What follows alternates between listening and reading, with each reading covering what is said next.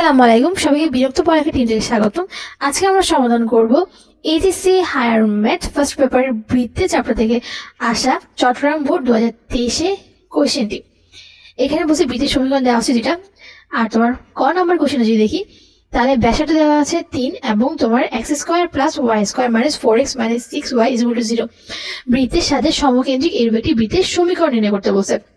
তার মানে ব্যাসার্ধ দেওয়া আছে এবং এই বৃত্তের যে কেন্দ্র সেই কেন্দ্র বিশিষ্ট একটা তোমার কি বৃত্ত নির্ণয় করতে বলছে। তাহলে ফার্স্টে আমাদের লিখতে হবে ক নাম্বার এবং তোমার কি দেওয়া আছে ব্যাসার্ধ ইকুয়াল টু কত, ব্যাসার্ধ ইকুয়াল টু হবে তোমার 3 এবং আমার কি বৃত্তের সমীকরণ দেওয়া আছে কত, বৃত্তের সমীকরণ দেওয়া আছে সেটা আমরা কি লিখে দিব। বৃত্তের সমীকরণ কত, x² কি দেওয়া আছে x² + y² - 4x - 6y = আমার 0 দেওয়া আছে। এখন এই বৃত্তের কেন্দ্র নির্ণয় করতে হবে। আমরা কি জানি কোন একটা বৃত্তের সমীকরণ না থাকলে কেন্দ্র হয় কি তোমার -g, -f হয় তোমার কি -g, -f হয় তোমার এখানে আসবে তোমার কি x এর সহগ -2 এবং y এর সহগ -2 করতে হবে। তাই এখানে x এর সহগ কত, x এর সহগ আমার আছে -4 দেওয়া আছে, আর এখানে আমার -2 দ্বারা ভাগ করতে হবে। আর y এর সহগ কত দেওয়া আছে, y এর সহগ দেওয়া আছে -6, এটাকে আমরা কি -2 দ্বারা ভাগ করব। এবং তাহলে আমরা কি পাবো, আমরা কেন্দ্র পাবো মাইনাসে মাইনাসে কাটা যাবে, আর 4কে 2 দ্বারা ভাগ করে আসবে আমার 2, আর 6কে 2 দ্বারা ভাগ করে আসবে তোমার 3। তার মানে আমরা এই বৃত্তের সমীকরণ থেকে আমরা কেন্দ্র পাচ্ছি কি 2,3। তাহলে আমাদের যে বৃত্তের সমীকরণ নির্ণয় করতে হবে সেটা কেন্দ্র কি 2,3, আর ব্যাসার্ধ তোমার 3। আমরা যদি কোনো একটা বৃত্তের কেন্দ্র যদি h, k হয় এবং তোমার কি ব্যাসার্ধ যদি r হয়, তাহলে ওই বৃত্তের সমীকরণ আমরা কি জানি, ওই বৃত্তের সমীকরণ আমরা জানি x মাইনাস কেন্দ্রের ভুজ মানে তোমার h² প্লাস y মাইনাস কেন্দ্রের কোটি। তার মানে এখানে k² = আমার আসে ব্যাসার্ধ স্কয়ার মানে r²। তাহলে আমরা এগুলোর সাথে যদি মিলাই তাহলে h, k যদি আমি মিলাই তাহলে 2,3 হবে। তাহলে h এর জায়গায় হবে আমার 2, তার মানে x - 2² প্লাস y মাইনাস হবে k এর জায়গায় হবে কত, k এর জায়গায় হবে আমার 3, তাহলে y - 3² আর ব্যাসার্ধ r এর জায়গায় হবে আমার 3, তার মানে এখানে 3² হবে। এটাই আমার বৃত্তের সমীকরণ। এবার আসো খ নাম্বারে তোমার কি বলা হয়েছে, উদ্দীপকে উল্লিখিত বৃত্তদ্বয় এর সাধারণ জায়গায় বৃত্তের ব্যাস ধরে অঙ্কিত বৃত্তের সমীকরণ নির্ণয় করতে বলছে। তার মানে এই যে দুটো বৃত্ত আছে সেই দুটো বৃত্তের সাধারণ জায়গায় বৃত্তের ব্যাস ধরে আমাকে নতুন বৃত্তটা তৈরি করতে হবে। তাহলে তোমার কি ধরো এখানে তোমার কি এটা হচ্ছে তোমার কি প্রথম, হোয়াইট কালারটা ধরো প্রথম বৃত্তের সমীকরণ, আর গ্রিনটা ধরো দ্বিতীয় বৃত্তের সমীকরণ। এখন আমার আর এই যে নীল কালার এটা হচ্ছে তোমার কি সাধারণ জ্যা, এটা আমার কি সাধারণ জ্যা। তোমার কি তাহলে দেওয়া আছে লিখতে হবে আমার কি প্রথম দুইটা বৃত্তের সমীকরণ ধরো 1 নং এবং 2 নং বৃত্তের সমীকরণ দেওয়া আছে। এখন আমার কি সাধারণ জ্যা নির্ণয় করতে হবে। সাধারণ জ্যা নির্ণয় করতে হলে আমাদের কি যে কোনো একটা বৃত্তের সমীকরণ থেকে অপর একটা বৃত্তের সমীকরণকে বিয়োগ করতে হবে। তাহলে আমরা যদি দেখি সাধারণ জ্যা নির্ণয় করতে হলে কি করতে হবে, যে কোনো একটা বৃত্তের সমীকরণ থেকে অপর একটা সমীকরণ বিয়োগ দিতে হবে। তার মানে আমরা যদি প্রথমটা থেকে যদি আমরা দ্বিতীয়টা বিয়োগ দিই তাহলে আবার কি আসবে, x² কি কাটা যাবে গা, y² কাটা যাবে গা, আর এখানে তোমার আছে 6x আর -8x করতে হবে। তার মানে এখানে আসবে -2x, যেহেতু 8 তোমার কি বড় সেহেতু তোমার কি মাইনাস হবে। এবার আসো তোমার 2y থেকে y বাদ দিতে হবে, তাহলে আসবে তোমার কত +y। এরপর 6 থেকে 10 বাদ দিলে আসবে আমার কত -4 = 0। এটা হচ্ছে আমার কিসের সমীকরণ, এটা হচ্ছে আমার সাধারণ জ্যায়ের সমীকরণ। এখন এই সাধারণ জ্যায়ের তোমার কি ব্যাস ধরে এই যে বৃত্তটা অঙ্কন করতে হবে, মানে আমার লাল যে বৃত্ত আছে সেই লাল বৃত্তের সমীকরণ নির্ণয় করতে হবে। আমরা জানি সাধারণ জ্যা এবং কোন একটা বৃত্তের ছেদক বিন্দুকে আমি নতুন একটা বৃত্তের সমীকরণ নির্ণয় করতে হলে আমাদের কি করতে হবে, যে কোনো একটা বৃত্তের সমীকরণ নিতে হবে প্লাস k * ওই সরলরেখার সমীকরণ নিতে হবে। যদি আমরা লিখি তাহলে দেখবো কি নতুন বৃত্তের সমীকরণ পাবো তোমার কি বৃত্তের সমীকরণ। তাহলে যে কোনো একটা বৃত্তে আমার কি দুইটা বৃত্তের সমীকরণ দেওয়া আছে না, তারপরে কি যে কোনো একটা বৃত্তের সমীকরণ নিব এবং কি প্লাস k * সরলরেখার সমীকরণটা লিখবো = 0। এটাকে সমাধান করলে আমরা কি পেয়ে যাবো, আমরা নতুন যে বৃত্তটা বের করতে হবে সেই বৃত্তটা আমরা কি পেয়ে যাবো।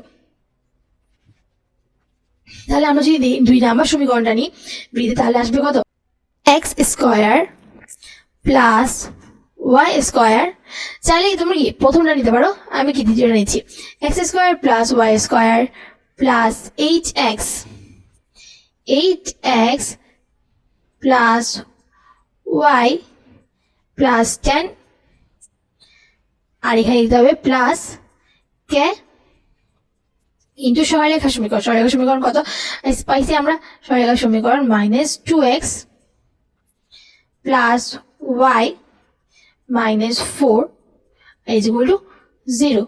এরপর যদি আমরা দেখি বা লিখতে হবে কি, এক্স স্কোয়ার থেকে যাবে, x square plus y square plus 8x plus y, আর এখানে প্লাস 10 থাকবে, আর এখানে -2x ইন্টু কে করলে আসবে কত, -2k x আসবে, আর এখানে তোমরা কি প্লাস ওয়াই কে আসবে,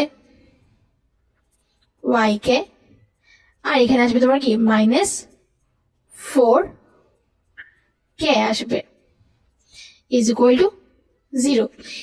এখন আমাদের কাজ 8x এবং -2কে x থেকে x কমন নিয়ে একটা বানানো, আর y এবং y কে থেকে y কমন নিয়ে একটা রাশি বানানো বা একটা পদ বানানো। এরপর যদি আমরা দেখি তাহলে বা x square plus y square, তারপর তোমার 8x আর -2k x থেকে আমরা x কমন নিলাম, x কমন নিলে আমাদের থাকে 8 -2k, আর y এবং প্লাস y কে থেকে যদি আমরা y কমন নিই তাহলে আমাদের থাকে 1 প্লাস k। এরপর আমাদের থাকে plus 10 and -4k, plus 10 -4k is equal two আসে আমাদের 0। এটাকে যদি আমরা কি 3 নাম্বার সমীকরণ দিই, এই 3 নাম্বার সমীকরণে যদি আমরা কে এর মান ইনপুট দিই তাহলে আমরা কি নতুন বৃত্তের সমীকরণ পেয়ে যাবো। এখন কে এর মান বের করতে হলে আমাদেরকে প্রথমে এই বৃত্তটার কেন্দ্র বের করতে হবে।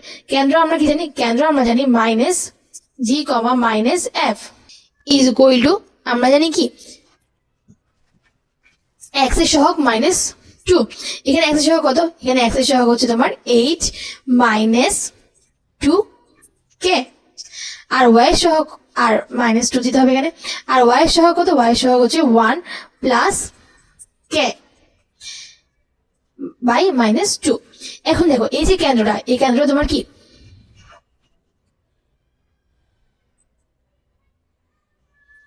এই যে কেন্দ্র, এই কেন্দ্র তোমার কি এখানে অবস্থিত না, এই যে সাধারণ জ্যার উপর অবস্থিত না, তার মানে কি আমরা বলতে পারি এই যে কেন্দ্রে যে বিন্দুগুলো আছে সেই বিন্দু দ্বারা এই জ্যার সমীকরণটা তোমার কি হবে, সিদ্ধ হবে।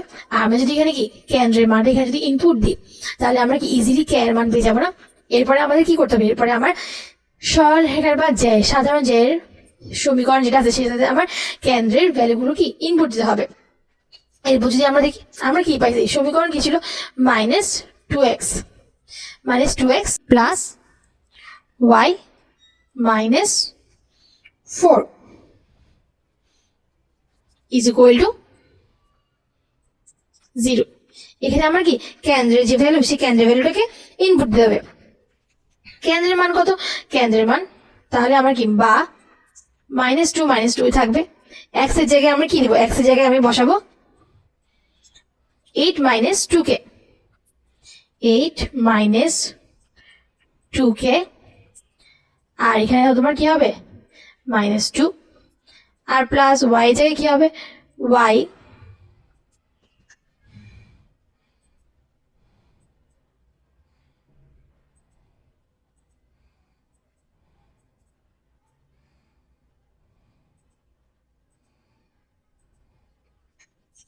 এরপর y জায়গায় হবে আমার কত 1 প্লাস k ডিভাইডেড বাই -2, আর এখানে আসবে তোমার কি -4 ইজ ইকুয়াল টু 0। এরপর যে সিম্পলি আমরা কি -2 লসাগু নিই, -2 লসাগু নিলে আসবে কত, এখানে আসবে -16, মাইনাসে প্লাস 4k,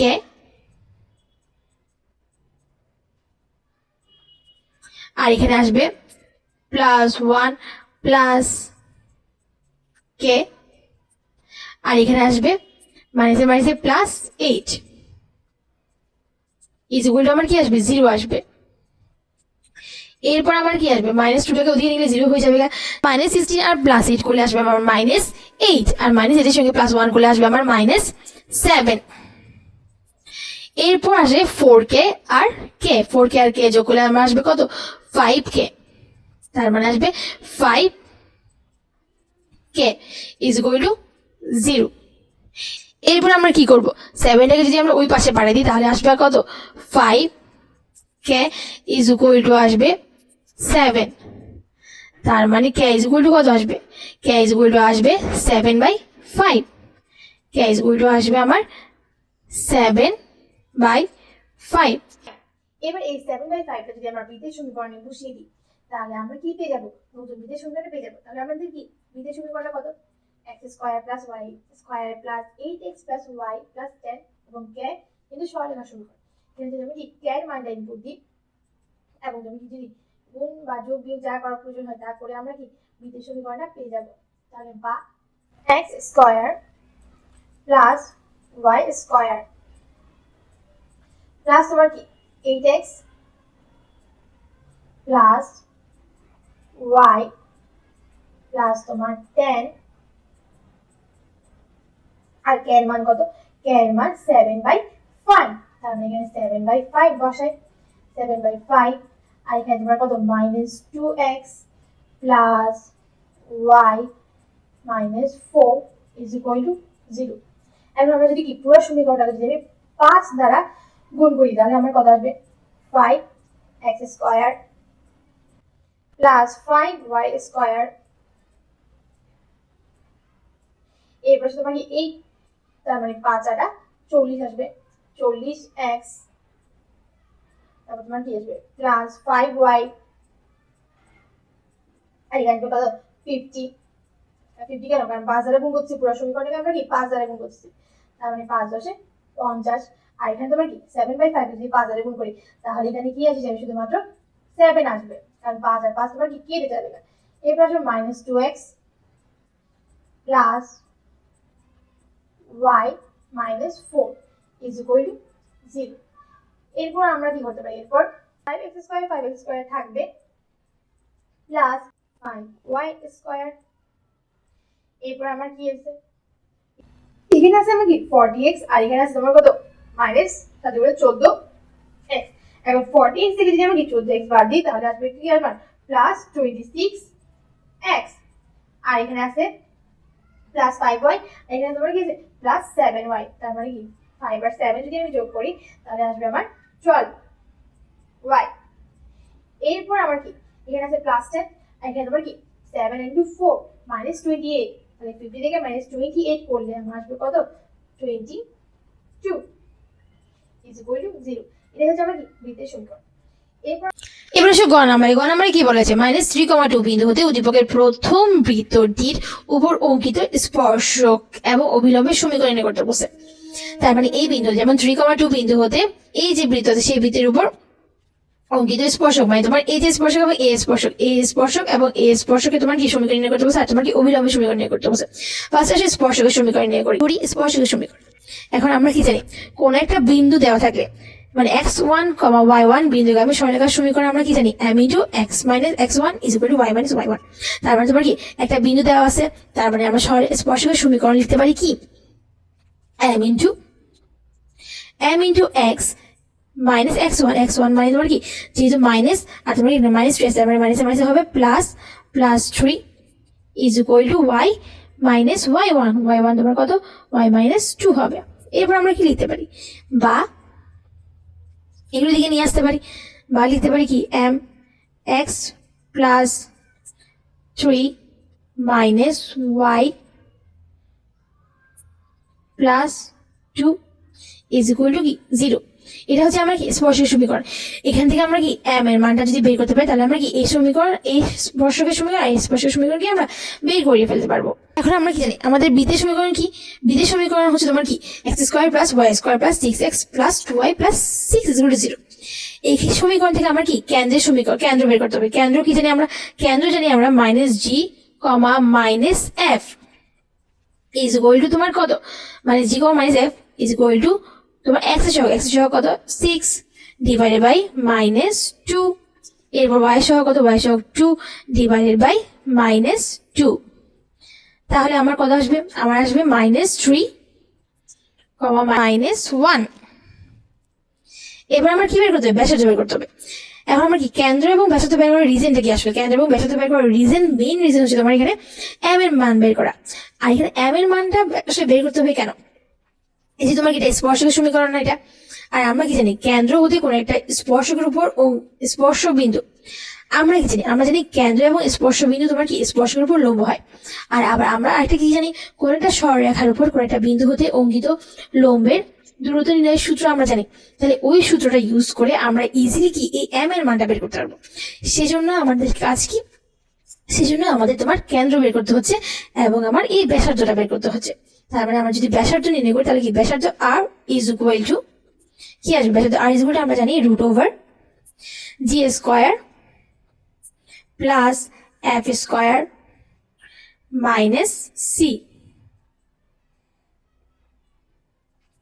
তাহলে is equal two √g square তোমার কত হবে 9 প্লাস 1 স্কয়ার কে -1 কে স্কয়ার করলে আসবে 1 মাইনাস c তোমার কত 6 তার মানে এটা আসবে কত 10 থেকে 6 বাদ দিলে আসবে 4 আর 4 কে রুট করলে আমার আসবে তোমার কত 2 তার মানে আমরা কি কেন্দ্র পেয়ে গেছি আর তোমার কি ব্যাসার্ধ পেয়ে গেছি আবার আমরা কি জানি তোমার কেন্দ্র হতে স্পর্শকের উপর অঙ্কিত লম্বের দূরত্ব তোমার কত হয় ব্যাসার্ধের সমান হয় এই যে সূত্র সেই সূত্রটা ব্যবহার করে আমরা কি ইজিলি m এর মানটা বের করে ফেলতে পারবো এরপর যদি আমরা দেখি আমরা কি জানি কোন একটা বিন্দু x1 y1 হলে কোন একটা সরলরেখার উপর অঙ্কিত লম্বের দূরত্ব তোমার কি এই যে সরলরেখাটা আছে সেই সরলরেখার দ্বারা এই যে বিন্দু ওই বিন্দু দ্বারা তোমার কি সিদ্ধ করে দিতে হবে আর নিচে তোমার কি x এর সহগ স্কয়ার প্লাস y এর সহগ করতে হবে এরপর যদি আমরা দেখি তাহলে হচ্ছে কেন্দ্র হতে স্পর্শকের উপর অঙ্কিত লম্বের দৈর্ঘ্য আমরা কি জানি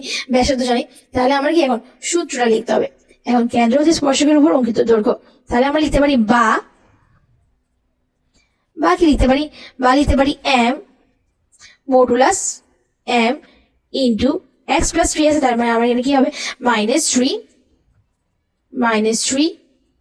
প্লাস 3 আর তোমার কি আছে -y প্লাস 2 আছে তার মানে আমার কি হবে এখানে +1 হবে +1 প্লাস 2 মডুলাস ডিভাইডেড বাই আমরা কি জানি ডিভাইডেড বাই √সহগ স্কয়ার x এর সহগ স্কয়ার মানে তোমার কি m স্কয়ার প্লাস y এর সহগ মানে তোমার কি 1 স্কয়ার ইজ ইকুয়াল টু ব্যাসার্ধের সমান ব্যাসার্ধ কত পাইছি ব্যাসার্ধ পাইছি আমরা 2 এবার কি আমরা দুটো দিয়ে যদি বড় করে দিই তাহলে আমার কি আসবে এখানে তোমার কি -3 যাবে তার মানে শুধু m ও যাবে তার মানে এখানে আসবে তোমার কি 3 স্কয়ার তার মানে 9 আসবে এদিকে আর আমি যদি এদিকে বড় করি তাহলে এখানে 4 আসবে আর এটাকে বড় করলে আসবে এটাকে আমি ওদিকে বাড়াই দিই তাহলে আসবে m স্কয়ার প্লাস 1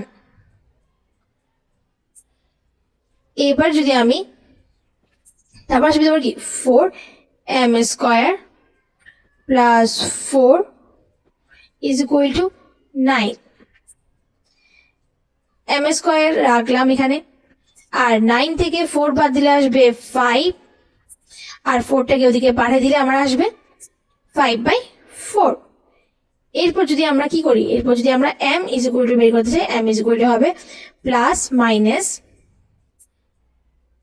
তোমার কি প্লাস মাইনাস √5 আসবে আর নিচে 4 কে রুট করলে আমার কত আসবে 2 আসবে তার মানে আমার m এর মান কত প্লাস মাইনাস √5/2 এখন এই যে মান আছে এই মানটাকে যদি আমরা প্রথম সমীকরণে বসাই দিই তাহলে আমরা কি পেয়ে যাবো তাহলে আমরা সমীকরণে পেয়ে যাবো আমাদের সমীকরণে কি ছিল সমীকরণে লিখি m ইন্টু x প্লাস